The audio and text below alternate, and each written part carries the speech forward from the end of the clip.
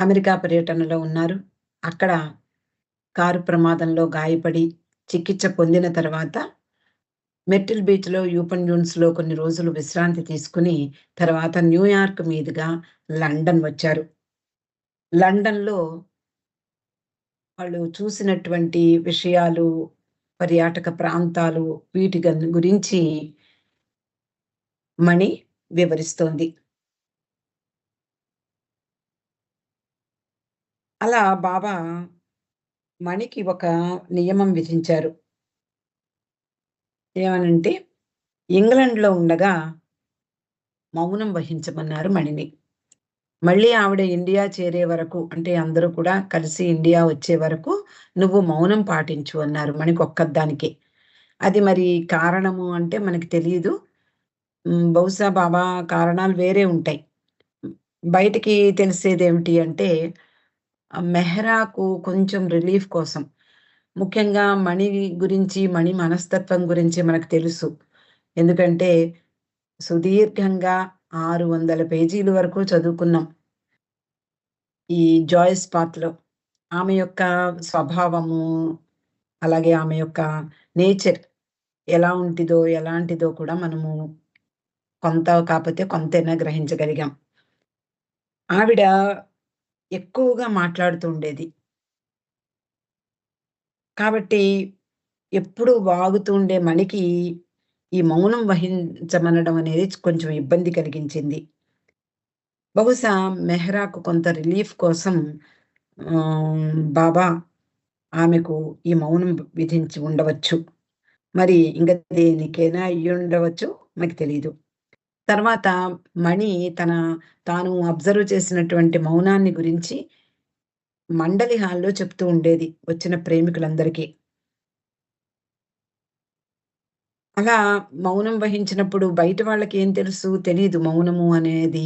అందులో పాశ్చాత్య దేశాలలో ఈ మౌనము లేకపోతే ఈ తపస్సు వీటి గురించి వాళ్ళకి అవగాహన లేదు.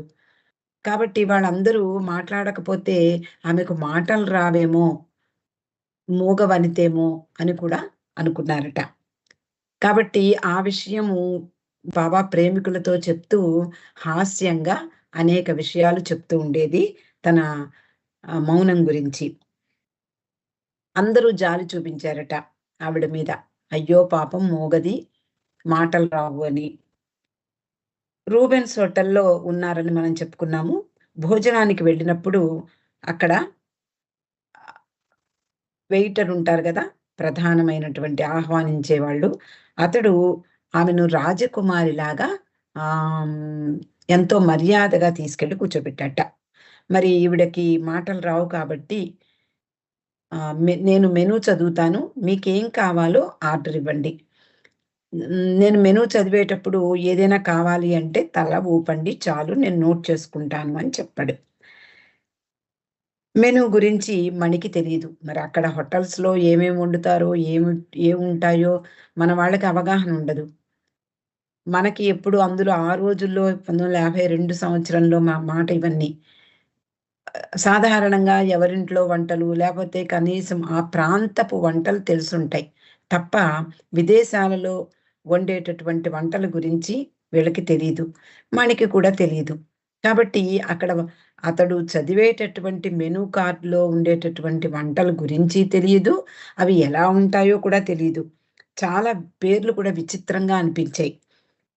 మరి ఏవి ఎలా ఉంటాయో ఆవిడకి తెలీదు. కానీ ఏం చేయాలి? పరిస్థితుల్ని బట్టి ఆమె చెప్తూ ఉండేది. ఏం చేసింది ఒక ర్యాండమ్‌గా అంటే మనం చూడండి మల్టిపుల్ చాయిస్ క్వెషన్స్ ఇస్తూ ఉంటారు పరీక్షల్లో. ఒకటి కాపోతే ఇంకోటి రైట్ అవుతుంది అనే ఉద్దేశంతో వరుసగా కొంతమంది అంటూ పెడతారు. కొంతమంది ఏబీసీడీలు అలా వరుసగా పెట్టేస్తూ ఉంటారు. ఏదో అంటే ర్యాండమ్‌గా ఏదో ఒక కొన్నైనా రైట్ అవుతాయనే ఉద్దేశంతోటి పిల్లలు. అలాగా మణి కూడా ఒకటి అంటే ఫస్ట్‌ది మెనూ కార్డ్‌లో ఫస్ట్ వంటకం చదివినప్పుడు, అది వదిలేసి రెండో వంటకం చదివినప్పుడు అదేమిటో తెలీదామెకు. 2 అని చదవగానే తల ఊపేది. ఓహో! ఇది కావాలేమో ఈవిడికి అని టిక్ పెట్టుకునేవాడు. అలా 3 వదిలి 4, 5 వదిలి 6, 7 వదిలి 8 ఇలా వరుసగా ఆ అబ్బాయి చదువుతుంటే ఈవిడ మధ్య మధ్యలో దానికి ఓకే చెప్పింది. ఎలాగో నిజానికి ఆవిడకి నచ్చినటువంటి ఆహారమే వచ్చింది. అక్కడ ఇటాలియన్ అంటే ఫ్రాన్స్ ఇప్పుడు వీళ్ళందరూ కూడా లండన్‌లో ఉన్నారు. ఈ లండన్‌లో అక్కడ ఉండేటటువంటి ఈ ఇటలీ వాళ్ళు కూడా అక్కడ వర్క్ చేయొచ్చు. అక్కడ ఒక ఇటాలియన్ పనివాడు ఉన్నట్ట. వాడు వచ్చి మణిని ఇటాలియన్ అంటే మణి ఇటాలియన్ ఏమో అనుకుని ఇటలీ భాషలో మాట్లాడేవాడు. నిజానికి ఇటలీ మాట్లాడే వాళ్ళకి ఇంగ్లీష్ రాదు యాక్చువల్‌గా. అందుకని నేను ఇటలీ వెళ్ళిపోవాలి. ఏదైనా సహాయం ఉంటే చెయ్యండి. మా ఊరు వెళ్ళిపోతాను అంటూ మాట్లాడేవాడట. మరి మణికి మాత్రం ఏమున్నాయి? మణి దగ్గర వీళ్ళ దగ్గర ఏమి డబ్బులుండవు. వాళ్ళకి సహాయం చెయ్యాలన్నా చెయ్యలేరు. కాబట్టి ఊరుకుంది. ఒకసారి బాబా గదికి నడిచిపెడుతుంటే ఒక మెరుస్తున్నటువంటి ఒక కాయిన్ కనిపించింది మణికి. దాన్ని తీసి అది ఇటాలియన్ వాడికి ఏమన్నా ఉపయోగపడుతుందేమో, అతడి స్ దా అతడికిస్తే అతడు అతడికేమన్నా ఇది సహాయపడుతుందేమో అనుకుని ఇద్దామనుకుంది. కానీ దాని విలువ తెలీదు కానీ ఇంకెవరినైనా అడిగి తెలుసుకున్నప్పుడు అది పెన్నీ అని తెలిసింది. అంటే ఒక పైసా లాంటిది. అయ్యో! ఇంకా అతడికి ఏం సహాయం చేస్తుంది? ఆ పెన్నీతోటి అతడేం ఉపయోగం ఉంటుంది అతనికి అని ఊరుకుంది. ఒకసారి అక్కడ లిఫ్ట్ బాయ్ గబోలు లిఫ్ట్‌లో పనిచేసే అబ్బాయి గబోలు మణికి చాలా ఇష్టంగా ఉన్నాడు. అంటే అతడు యువకుడు. చాలా అందంగా యూనిఫార్మ్ వేసుకొని చాలా స్టైల్‌గా ఉండేవాడట. మణి ఎక్కగానే "విచ్ ఫ్లోర్ మేడమ్" అంటూ పలకరించేవాడు. అంటే మాట్లాడకూడదు కాబట్టి సైగలతోటి ఆమె సమాధానం చెప్తుంది. ఆమెను ఉదయము, మధ్యాహ్నము, రాత్రి మణిని థర్డ్ ఫ్లోర్‌కి తీసుకువెళ్ళి వదిలేవాడట. మళ్ళీ అనేవాడట, "ఈ మూగ పిల్ల గురించి మా ఇంట్లో చెప్పాలి. ఎంతో అందమైనటువంటి మూగ పిల్లని చూశాను" అంటూ ఆ అబ్బాయి మణితోటి చెప్పాడు. "మా ఇంట్లో కుటుంబ సభ్యులకు చెప్పాలి నీ గురించి" అంటూ. అలా కొన్ని కొన్ని తమాషా సంఘటనలు ఆమె మౌనం వహించడం వలన ఆమెకు కొంచెం ఇబ్బంది కలిగినా అంటే ఎక్కువగా మాట్లాడేది కాబట్టి కొంచెం ఇబ్బంది కలిగినా మిగిలిన వాళ్ళకి కొంచెం ఆనందంగా అంటే ఒక వినోదంగా మారింది. ఆ తర్వాత నిజానికి ఆమె ఇండియా వచ్చే వరకు మౌనం వహించమని చెప్పినా బాబాతో మాట్లాడవచ్చు. అలాగే ఆయనకు ఏదైనా చదివి వినిపించమంటే బుక్స్ చదివి వినిపించవచ్చు. అక్కడి వరకు మాట్లాడవచ్చు ఆమె. లండన్‌లో ఇంకా లండన్ పర్యటన అప్పుడప్పుడు చేస్తూ ఉన్నారు. అన్నీ ఆహ్, పర్యాటక ప్రాంతాలన్నీ కూడా చూసి వచ్చారు. ఇవి అన్నీ నిన్న చదువుకున్నాం. లండన్‌లో వ్యాక్స్ మ్యూజియం అందరం వినే ఉంటాము. అంటే మైనంతో చేసినటువంటి విగ్రహాలుండే ప్రదేశం. ఆ వ్యాక్స్ మ్యూజియం చూడకపోతే పర్యటన పూర్తి కాదు అనుకుంటారు అందరూ కూడా. కాబట్టి డేలియా మెహ్రాను, మణిని ఆ వ్యాక్స్ మ్యూజియంకి తీసుకువెళ్ళింది. అంటే నిలువెత్తు విగ్రహాలు ఇప్పుడు మనము వీధుల్లో ఈ రాజకీయ నాయకుల విగ్రహాలు చూస్తూ ఉంటాం. వాళ్ళు ఎంత ఎత్తుంటే అంత ఎత్తు విగ్రహము వాళ్ళు రూపొందిస్తూ ఉంటారు. అలాగే వ్యాక్స్ తోటి, మైనంతోటి కూడా విగ్రహాలు తయారు చేసి అక్కడ అచ్చు మనుషులు నిలబడినట్టే ఉంటాయి. ఆ బిల్డింగులోకి వెళుతూ ఉండగా మెట్ల మీదుగా వెడుతున్నప్పుడు అక్కడ ఒక ఎగ్జిబిషన్ ఉంటుంది. మొదట అక్కడ ఒక సైనికుడు అంటే పోలీస్ అంటే ఒక గార్డ్ లాంటి ఇంగ్లీష్ పోలీస్ కనిపించాడు. అది వ్యాక్స్ స్టాచ్యూ అంటే మైనంతో చేసిన విగ్రహం. అది అంటే నిజానికి కనపడ్డానికి మాత్రం మనిషిలాగే కనిపిస్తోంది. కానీ మణికి అది అర్థమైంది. అది వ్యాక్స్‌తో తయారు చేసింది అని. తెలిసి ఆ విగ్రహం దగ్గరికి వెళ్లి షేక్ హ్యాండ్ ఇచ్చింది. నిజానికి డేలియా వీళ్ళ వెనకాతలే ఉంది. డేలియా ఇది చూసి భయపడుతూ "అదేమిటి మణి మగవాళ్ళకి షేక్ హ్యాండ్ ఇస్తున్నావు" అని. అంటే నిజంగా అది విగ్రహం అనుకోలేదు డేలియా. అది మనిషే అని చెప్పి అనుకుని, ఇదేమిటి మణి వీళ్ళు స్త్రీ మండలి వాళ్ళెవ్వరూ కూడా పురుషుల్ని తాకూడదు కదా! ఎందుకిలా ఇస్తోంది అని ఆశ్చర్యపోతూ మణిని అడ్డగించడానికి వెళ్ళింది. ఆ తర్వాత మళ్ళీ ఇచ్చింది. "ఏం తప్పేముంది" అంటూ మళ్ళీ షేక్ హ్యాండ్ ఇచ్చింది. తర్వాత ఈ ఈ విషయం తెలిసి అంటే ఇది మైనంతో తయారు చేసిన విగ్రహము అని తెలిసి డేలియా ఆశ్చర్యపోయింది. "నాకంట నువ్వే నయం. నువ్వే గ్రహించావు" అంటూ తర్వాత ఈ వినోదాత్మకమైనటువంటి సంఘటనను అందరికీ చెప్పి వాళ్ళు బాగా నవ్వుకున్నారు. తర్వాత హెదర్ నాడెల్ అంటే ఈ పుస్తకం రాసినటువంటి ఈవిడ అంటోంది. అంటే కామెంట్ చేస్తోందిక్కడ. వాళ్ళ అమెరికా పర్యటన బాధాకరంగా జరిగినప్పటికీ, మణిలో అంటే ఆ షాక్ వల్ల అంటే ప్రమాదం జరిగిన కారణంగా మణి షాక్‌కు గురైంది.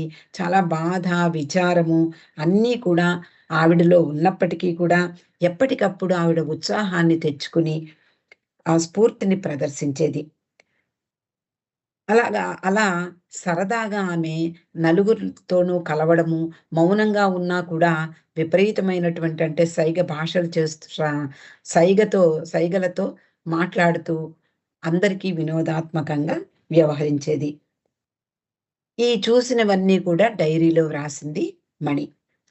ఆమెలో ఆ స్థిరత్వము, ఎలాంటి పరిస్థితులు ఎదురైనప్పటికీ కూడా వాటిని అధిగమించేటటువంటి మణి యొక్క ధైర్యము, పరిపక్వత నాకు చాలా రోజులు తర్వాత కూడా చాలా ప్రస్ఫుటంగా ఆమెలో నాకు కనిపించాయి అంటూ హెదర్ నాడెల్ అంటే ఈ మణి యొక్క మాటలు, అలాగే ఆవిడ రాసిన డైరీలు, తర్వాత మణి గురించి ఇతరులు చెప్పిన మాటలు, తాను స్వయంగా మణికి సహాయం చేస్తూ ఉండేది ఆఫీస్‌లో. ఎదురుగా ఆవిడని చూసినప్పుడు ఆవిడ గ్రహించినటువంటి విషయాలు ఇవన్నీ కూడా ఈ పుస్తకంలో పొందుపరచబడ్డాయి. తర్వాత వాళ్ళు స్విట్జర్లాండ్ వెళ్లారు. వారి పర్యటనలో ఫ్రాన్స్ కూడా ఉంది. అక్కడ అనితా డి కేరే ఆవిడ ఉంది. ఆవిడ దగ్గరకు వెళ్ళాలని ముందరే ప్లాన్ చేసుకున్నారు. కానీ ప్రమాదం జరిగిన తర్వాత దాన్ని పక్కన పెట్టేశారు. అయినా బాబా బృందం స్విట్జర్లాండ్ వెళ్లారు. అక్కడ ఇరేన్ బిల్లో, మ్యాక్స్ వీళ్ళ కోసం అనేక ఏర్పాట్లు చేశారు. హేడీ మెర్టిన్స్ అనే బాబా ప్రేమికుల ఇళ్లకు బాబాను తీసుకువెళ్లారు. అక్కడ వీళ్ళందరికీ వసతి కల్పించారు. అక్కడ ఉన్నటువంటి 2 వారాలు బాబా అనేక మందికి దర్శనమిచ్చారు. అద్భుతంగా గడిచాయి అంటుంది డేలియా. తర్వాత లండన్ ఎయిర్‌పోర్ట్ నుండి స్విట్జర్లాండ్‌కి ప్రయాణమయ్యారు.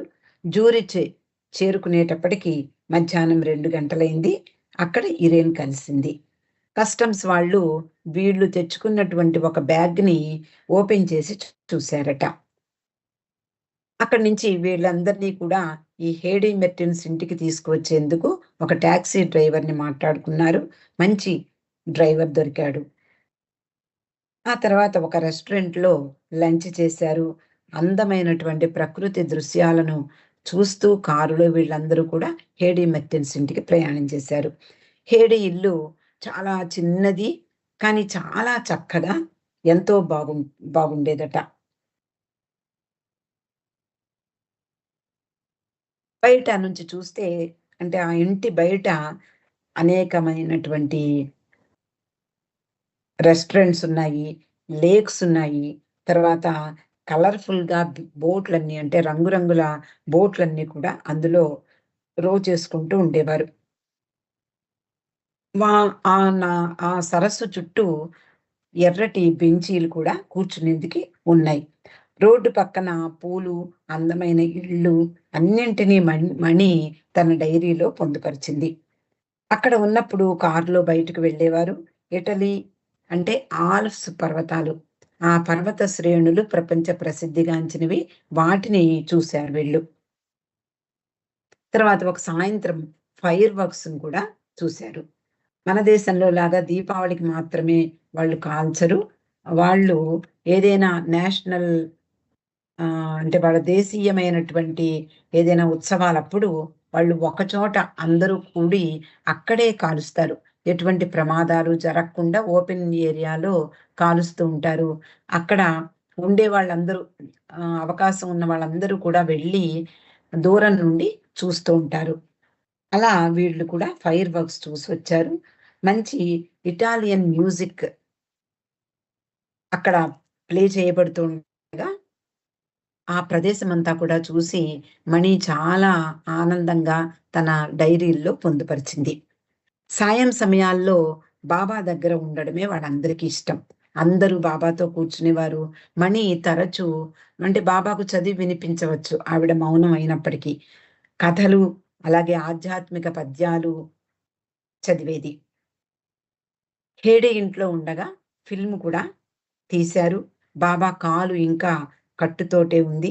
డాంకిన్ బాబాని చాలా శ్రద్ధగా, జాగ్రత్తగా చూసుకుంటున్నాడు. గార్డెన్‌లో ఉన్న సమయంలో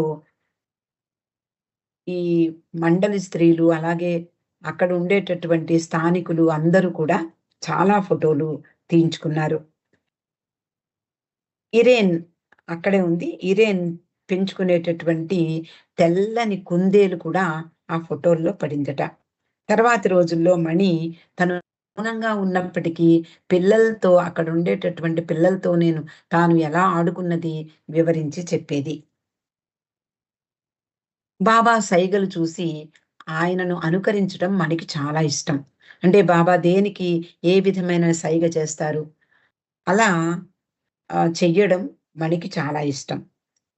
ఎప్పుడూ ఆనందంగా ఆమె మౌనంలో కూడా సహజమైన రీతిలో ఆమె సైగలు చేసేది. ఒకరోజు మణి అలాగే బాబా గార్డెన్‌లో ఉన్నప్పుడు ఇద్దరూ సైగలతోటే మాట్లాడుకున్నారట. బాబా దర్శనానికి అనిత, ఇందాక మనం చెప్పుకున్నాం ఫ్రాన్స్ వెళ్ళకుండా వీళ్ళు స్విట్జర్లాండ్ వచ్చారు బాబా బృందం. ఆమె బాబా దర్శనానికి వచ్చింది.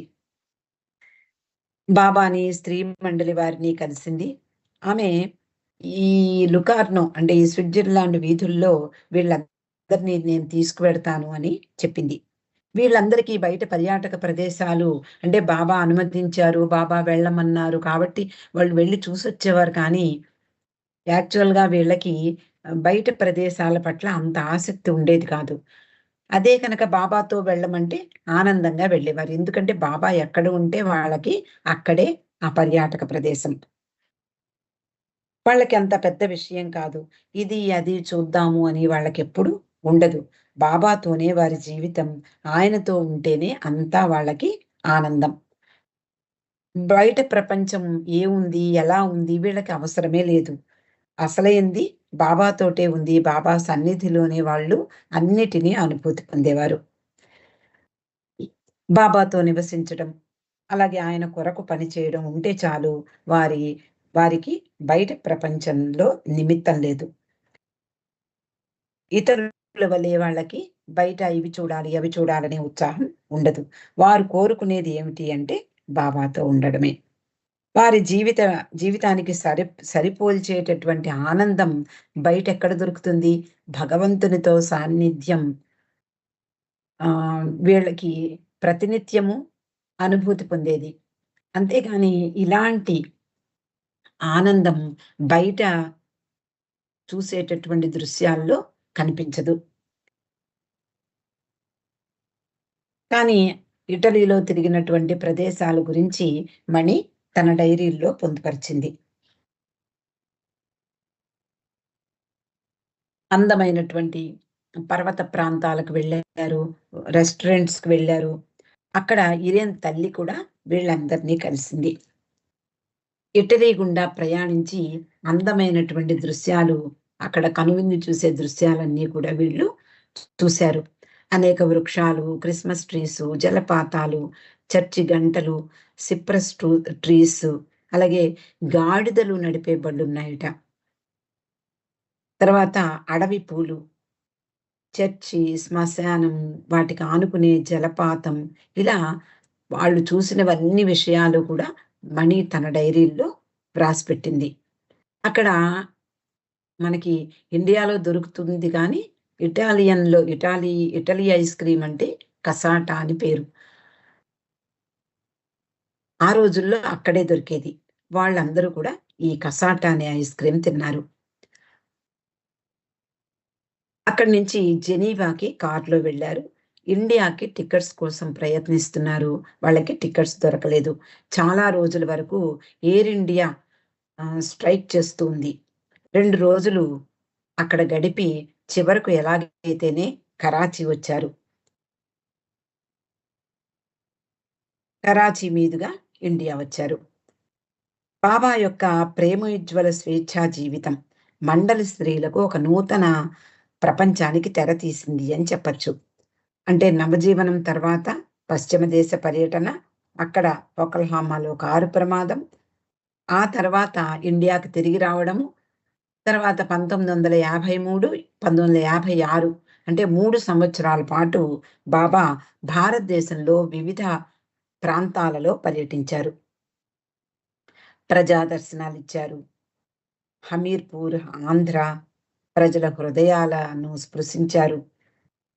బాబాని చూసి హమీర్పూర్ అలాగే ఆంధ్ర ప్రాంతంలో ఉండేటటువంటి ప్రజలందరూ కూడా ఎంతో ఆనందించారు. వాళ్ళ హృదయాలు పరవశించిపోయాయి. వాళ్ళ హృదయాలలో బాబా ప్రేమ బీజాలు నాటారు. ఆ సమయంలోనే నిజానికి 1950 దశకంలోనే బాబా అనేకమైనటువంటి సందేశాలిచ్చారని చెప్పచ్చు. ముఖ్యమైనటువంటి సందేశాలన్నీ ఈ సమయంలోనే ఇచ్చారు. అలాగే మనం రోజూ చేసుకునేటటువంటి మాస్టర్స్ ప్రేయర్, రిపెంటెన్స్ ప్రేయర్ ఈ ప్రార్థనలు కూడా ఈ సంవత్సరాల్లోనే ఇచ్చారు.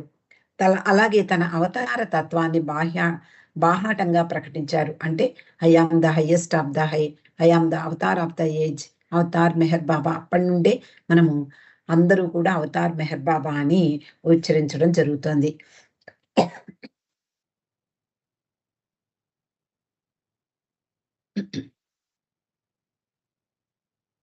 ఈ సమయంలో స్త్రీలు అంటే బాబా పర్యటనలకు వెళ్లారు. భారతదేశం అంతా కూడా పర్యటిస్తూ ఉత్తర ఉత్తర హిందూ భారతదేశం నుండి దక్షిణాది వరకు పర్యటించారు.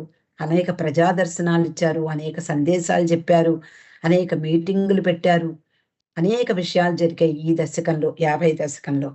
ఈ సమయంలో స్త్రీలందరూ కూడా అందుకనే మణి వాటి గురించి రాయటం లేదు. ఎందుకంటే వీళ్ళందరూ కూడా మెహరాజాద్‌లో ఉన్నారు.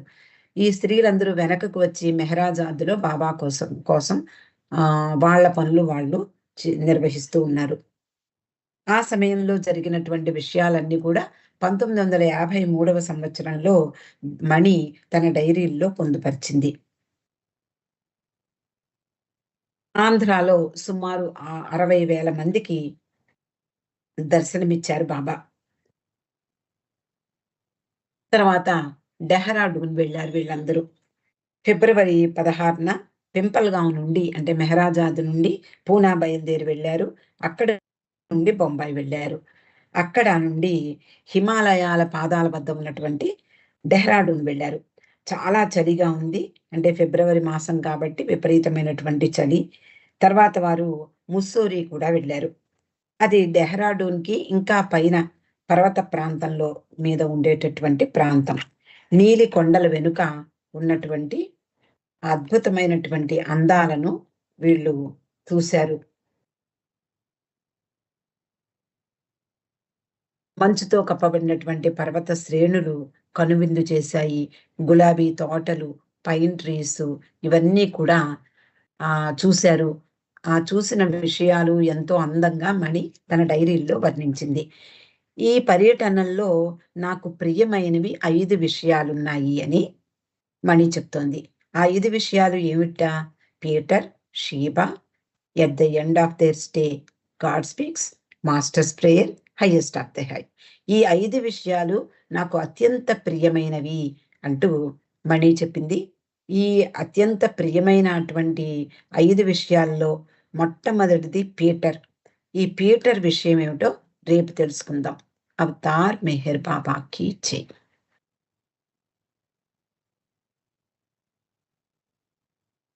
జై బాబా అండి. జై చాలా బాబా. చక్కగా అన్ని విషయాలు చెప్పారు మీరు. అన్ని విషయాలు చదివి వినిపించారు. మీకు అనేక జై బాబాలు. ఇప్పుడు బాబా హారతికి టైం అవుతుంది. అరుణ గారు బాబాకి హారతి ఇవ్వవలసిందిగా కోరుతున్నాను. జై బాబా అరుణ గారు. జయబాబా అండి అరుణ్ గారు ఉన్నారా? అరుణ్ గారు జయబాబా అండి ఉన్నారు.